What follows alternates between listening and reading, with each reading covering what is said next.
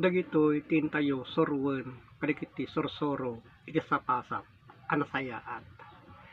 Digitoy tinda inyad alalidi iti napudno at agpamati. Takinuna na mabasa ito muna iti Timoteo 6 iti 12. Makirupak ka iti nasayaat a panakidagalan iti pamati petpetam iti biag ngagnanayon iso nga nakaawisan. Ket ipadayakyak mo kinasayaat a panagipudno iti sangwanan kadigiti ado a nakaimatang. Isu nga diurean niya nga banag ket nasayaat ngayon tayo aramiden han tayo nga agbuteng. Awan tanyaman akabuteng tayo tayo ti Diyos adamot la nga masasteg kada tayo nagaramid tayo iti nasayaat a banag. Tadigitoy nga sa pagsasao digitoy nga aramid no awan man iti pakababalawan tayo. Isu dayta nga umay iti espiritu ti Dios kada tayo. Takinunana iti may kadua at Timoteo 4 iti 2 nga ikaskasabam iti sao umagawa ka iti tempo na man ken saan na a tempo. Tubobngar ka ang babalaw ka mamagbaga ka abuyegen iti amin a panaganos ken iti panangisursuro.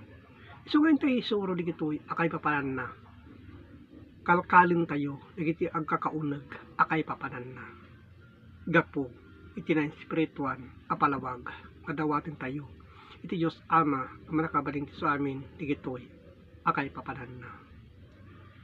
Iti mabasa iti may kadwa at Timoteo 4 iti 9 aramidem iti kabaalam tapno umay kadaras kanya kinunana.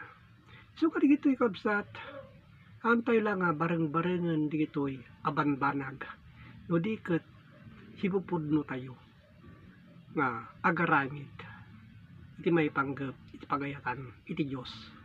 Takinunana digitoy a mabasa iti may kadwa Timoteo 6 iti 16. Isu amin asurat nga impalting iti Dios isu met iti naimbag a pakasursuruan pakatinggaran pakababalawan ken pakaadalan iti kinalinteg. So dita na ipapaawat kada tayo digitoy asasao. Isu nga digiti kabsataan tayo lang nga bareng-barengen digitoy apag sasaw. Ipaduyak-yak tayo kadigiti nasayaat abanbanag.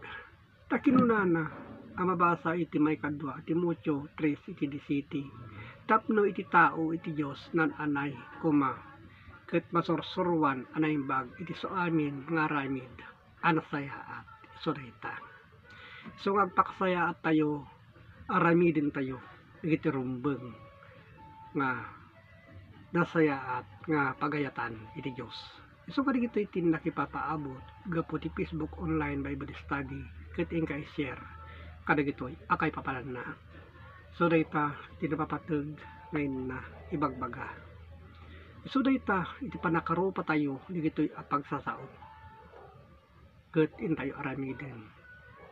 Ket agyamanak iti Dios Ama manakabalin sa amin. Amen.